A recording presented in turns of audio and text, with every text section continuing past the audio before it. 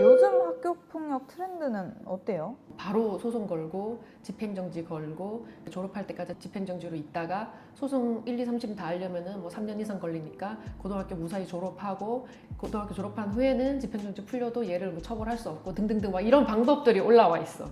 요즘 막 난리야 지금. 그거 그렇게 하면 된다고. 그 소송을 부추기는 것 같아 내가 봤을 때는. 요즘 약폭 트렌드라고 유튜브에서 이렇게 계속 나오는 방법들이 가해 학생 입장에서 학폭 트렌드, 맞학폭을 건다. 일단 조사에 혼선을 준다. 그럼에도 불구하고 처분이 나왔을 때는 소송을 건다. 집행정지를 같이 청구한다.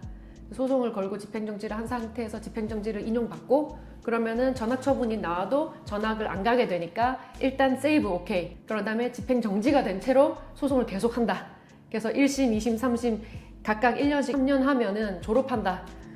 이게 이제 뭔가 트렌드랍시고 이렇게 막 소개가 되고 있는 것 같은데 그렇게 해도 돼. 근데 그 성공 가능성이 굉장히 낮고 그렇게 본인들이 생각하는 것만큼 쉬운지. 가장 처음에 학폭 이걸 하려면은 먼저 마폭을 걸어라 이렇게 하고 있거든요. 더 센 처분을 받을 수도 있어요. 이거는 굉장히 위험한 시도예요. 저는 도저히 억울해서 이거는 인정 못하겠습니다 라고 해서 이거는 부인을 하고 잘 다투는 방식으로 갈지 이런 걸 초반에 잘 정하셔야 돼요.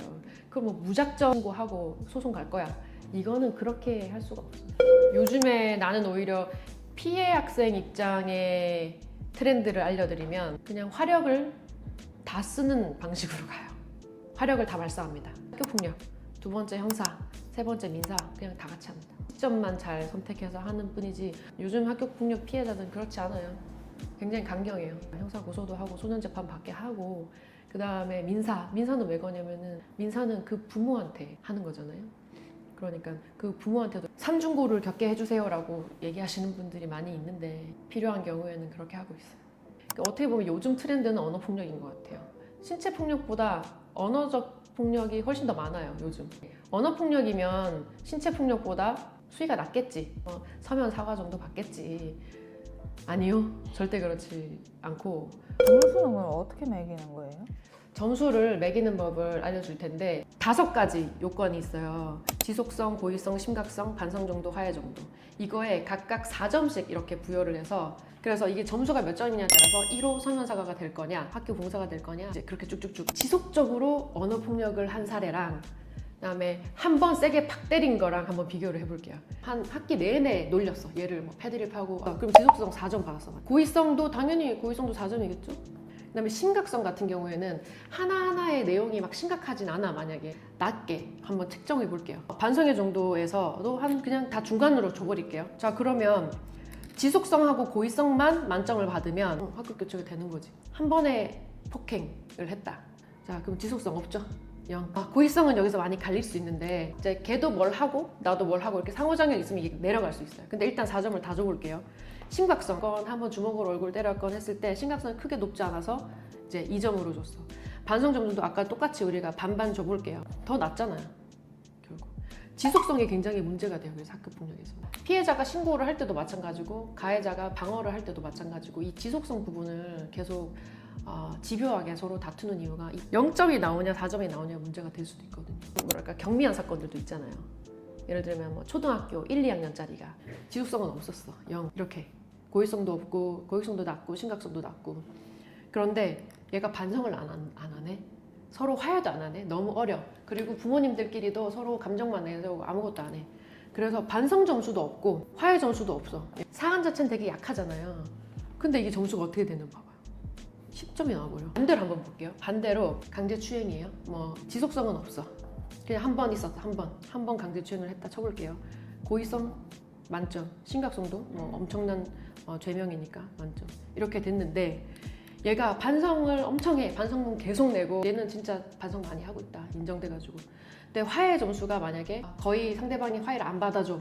안 나올 것 같잖아요. 근데 한번 용서해주세요. 사과 시도하고 이렇게 했으면 시도 점수를 준단 말이에요. 또 그러면 2점. 이렇게 돼서 10점이 되는 거예요. 방금 초등학교 1학년 사례하고 똑같아지잖아요. 이런 지금 시스템이 이게 좀 되게 이상해요. 이 계산법 자체가. 그래서 요거 개정을 해야 됩니다. 가해자 측이든 피해자 측이든 좋지 않은 점수 체계예요. 지금으로서는. 언제 개정될지는 모르기 때문에 여러분들이 이 점수표를 이해하시고 학교폭력 신고를 하시든 대응을 하시든. 변호사님 요즘 아이돌 좀 아세요? 네. 이게 할 얘기 있다. 얼마 전에 그 네. 왕가 사는 남자 보셨어요? 너무 맞는- 잘생겼죠. 르세라핌은 아세요? 알죠. 그 폭을 뭐 해가지고 이래저래 말이 많아서 그 친구가 탈퇴를 맞아. 했는데 그 어, 친구가 유튜브를 열었어요. 구독자 수가 벌써 막 이틀 만에 15만 명. 학폭했다고 모든 사회 활동을 못하게 하는 건 좀 그렇긴 한데 1호, 2호 이런 약한 처분이 아니라 5호 처분이 나왔다고 하더라고요. 5호 처분이 되게 세 보여요. 어느 정도를 했어야 5호 처분이 나오는 거예요? 학폭 처분하면 1, 2, 3, 4, 5, 6, 7, 8, 9까지 있는데 마치 하나씩 올라가면 엄중한 처분처럼 보이긴 하는데 안 그런 처분이 두 개가 있어요. 그게 2호하고 5호. 다른 처분들은 다 점수제로 가요. 그러니까 몇 점이면 뭐 1호, 몇 점이면 3호. 2호랑 5호 처분은 점수가 없어. 말하자면 병과된다 그러거든요. 다른 처분이랑 붙어서 가는 거. 실무상 거의 단독으로 5호만 딱 나오는 사례는 거의 없고 다른 거랑 붙어서 나온단 말이야. 처음에 엄청 의아했던 게 받았던 처분이 5호 하나라는 거야. 근데 이런 일이 잘 없거든요. 그래서 이걸 어떻게 해석해야 되나 사실은. 이게 두둔하려는 게 아니고 학폭 체계상 매우 경미했거나 보통 5호 처분 누가 나오냐면 성범죄였어요. 성향이 있는 거, 습관성이 있는 거 이런 것들을 얘가 좀 치료를 받아야 나을 수 있는 거 이런 것들을 할 때 5호를 주는데 다른 처분 없이 5호만 받았다는 게 좀 어떻게 보면 지속성을 인정받은 게 아닌가. 그러니까 이게 뭐 셌다 안 셌다 이런 걸 떠나서 좀 반복적이고 지속적이었을 가능성이 있다. 취업을 할 때 생기부를 원래 잘 확인을 안 하나요? 확인이 안 될 수도 있어요. 사실은 본인만 감추면 2018년에 학폭을 저질러서 그때 처분을 받은 건데 우리가 학폭을 기록에 남기기 시작한 지가 얼마 안 됐어요. 그때 학폭은 기록에 안 남았을 가능성이 있어. 그리고 5호 같은 경우는 지금도 졸업하면 삭제될 수 있는 호수거든요. 그러니까 지금 기준으로 보더라도 5호를 받았다면 졸업할 때 삭제될 수 있으니까 생기부만 봐서는 알 수가 없지. 그러니까 하이브로서는 본인이 아니라고 하고 생기부에도 없고 이러면 알 수가 없는 상황인 거죠. 생활기록부 삭제는 그냥 되는 거예요, 졸업하면? 삭제 시기가 다 달라요. 1, 2, 3은 적히지 않아요. 그다음에 4, 5는 졸업 후 2년간 보존이에요. 그런데 졸업할 때 심의위원회 심사를 통해서 삭제할 수 있다. 이렇게 또 그 단서 조항이 있고. 그다음 나머지 6, 7, 8은 졸업 후 4년간 보존. 나머지 이제 퇴학은 뭐 영구 보존이에요. 학폭 결과를 인터넷에 올리면 이게 좀 문제가 될 여지가 있나요?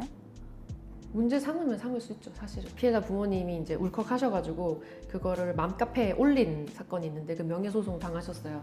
그런 사건이 왕왕 벌어지고 이제 학교폭력 결정문이라고 나오거든요, 나중에. 그 르세라핌 사건도 피해자가 자기 이름은 이제 어쨌든 가리고 가해자 것만 이렇게 해서 올렸더라고요. 어제는 피해자였다가 이제 오늘의 가해자가 될 수 있는 그런 구조죠. 어떻게 보면 조심하셔야 됩니다.